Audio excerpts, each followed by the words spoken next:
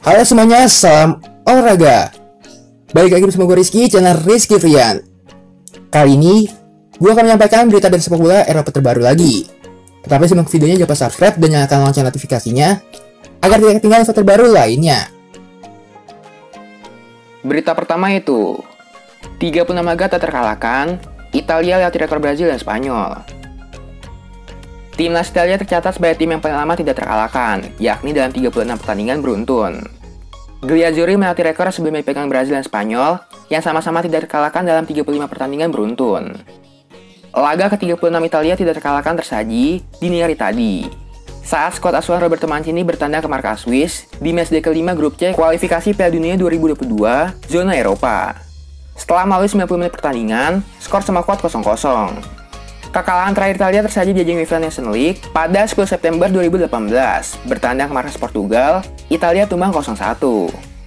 Setelah kekalahan itu, Italia tidak tersentuh kekalahan. Dari 36 laga, timnas Italia mendapatkan 29 kemenangan dan 7 imbang. Bahkan dalam 36 laga itu, sejumlah tim kuat dihadapi Italia, sebut saja Spanyol, Inggris, Belanda, dan banyak lagi. Singkat kata, rentetan hasil positif ini juga berefek kepada pencapaian mereka yang meraih Piala Eropa 2020.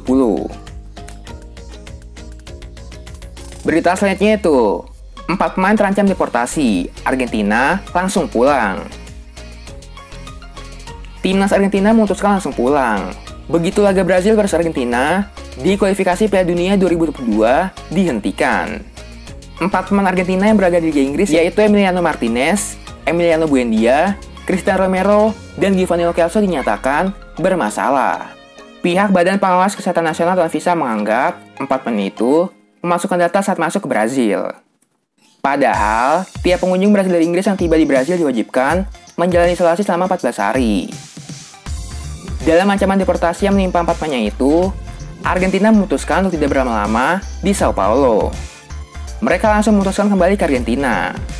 Pelatih Argentina itu Scaloni menegaskan sikapnya menolak untuk melanjutkan pertandingan tanpa kehadiran 4 pemainnya itu.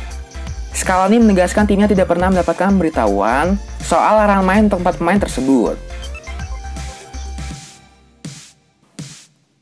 Berita selanjutnya itu, rumor Antonio Conte Arsenal dibantah. Pelatih top Italia Antonio Conte dikabarkan telah setuju untuk melatih Arsenal. Namun, rumor itu dipastikan cuma isapan jempol belaka. Conte diplot untuk menggantikan posisi manajer Mikel Arteta setelah Arsenal terpuruk di awal musim ini. Kontrak pelatih Spanyol itu masih tersisa sampai tahun 2023. Namun, Arteta diambang pemecatan, walau pernah mempersembahkan titel juara Piala FA dan Community Shield. Di sisi lain, Antonio Conte belum melatih klub manapun sejak meninggalkan Inter Milan usai menangis Scudetto pada musim lalu.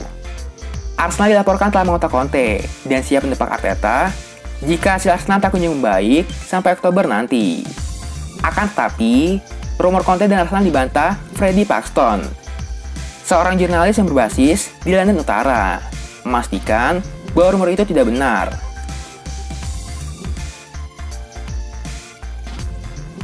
Berita selanjutnya itu, gara-gara ini, negosiasi kontrak baru Paulo Dybala dengan Juventus masih buntu.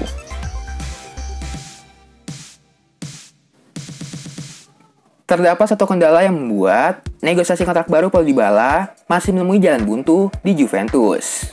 Masa bakti La Hoya hanya menyisakan 1 tahun lagi. Dybala bakal meninggalkan Allianz Stadium secara cuma-cuma pada musim panas tahun depan jika tidak perpanjang kontraknya. Ibian Koneri telah berupaya untuk mengikat Dybala lebih lama sejak musim panas 2020. Juventus telah bertemu dengan agen sang pemain yaitu Jurgen Antun sebanyak 3 kali. Laporan dari Corriere dello Sport melaporkan bahwa Dybala minta bayaran setara dengan rekannya di lini belakang, yaitu Matthijs de Ligt, yang menerima gaji sebesar 8 juta euro per musim, dan bisa bertambah menjadi 12 juta euro per musim ditambah bonus. Sementara itu, tawaran yang diberikan Bianconeri untuk Dybala diketahui tidak lebih dari 9 juta euro per tahunnya. Itu sudah termasuk bonus.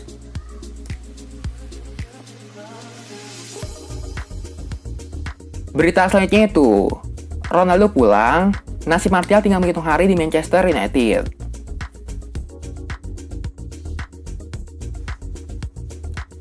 Kebersamaan Anthony Martial dan Manchester United dikabarkan tinggal menghitung hari saja. Dan ini tak lepas dari kepulangan Cristiano Ronaldo. Anthony Martial termasuk pemain yang angin-anginan. Ia pun sering mendapatkan jatah bermain secara rutin di MU dan kerap mendapatkan kritikan. Namun keluarga Glazer disebut masih memberikan kepercayaan pada pemain Prancis tersebut. Tapi, kini mereka disebut sudah berubah pikiran. Kabarnya ia akan dilepas dalam waktu dekat, namun belum diketahui ke klub mana ia akan dilego.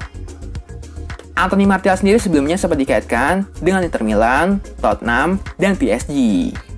Sekarang ini, kontrak di MU tersisa 3 tahun lagi.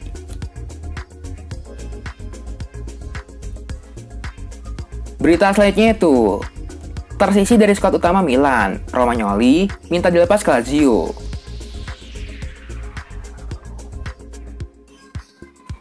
Bek AC Milan Alessio Romagnoli dikabarkan mendesak Rossoneri agar melepasnya ke Lazio pada tengah musim nanti. Romagnoli sejatinya adalah fans Lazio. Ia adalah seorang Laziale sejak masih kanak-kanak. Sekarang ini, kontrak Romagnoli di AC Milan tersisa 1 tahun saja. Ada sejumlah spekulasi terkait masa depannya dalam beberapa bulan belakangan ini. Romagnoli sudah menyatakan keinginannya itu. Ia bahkan diklaim telah mendesak manajemen Milan agar tak menghalangi kepergiannya pada bulan Januari nanti. La Repubblica juga melaporkan, sekarang ini Lazio sedang mencari bek tengah baru. Mereka berusaha memperbaiki kedalaman skuadnya.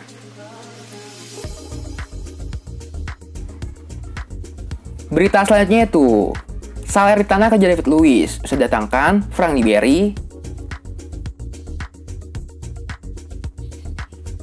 Tim promosi Serie A Salernitana nampaknya akan segera mendatangkan Franck Ribéry pada pekan ini.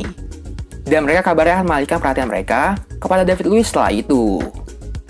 I Granata mengonfirmasi bahwa mereka sudah mencapai kesepakatan dasar soal kontrak berdurasi 1 tahun dengan Ribéry. Dan tes medis dijadwalkan untuk terlaksana pada hari Senin ini. Kabarnya, Salernitana kini juga sudah membuka pembicaraan dengan David Luiz.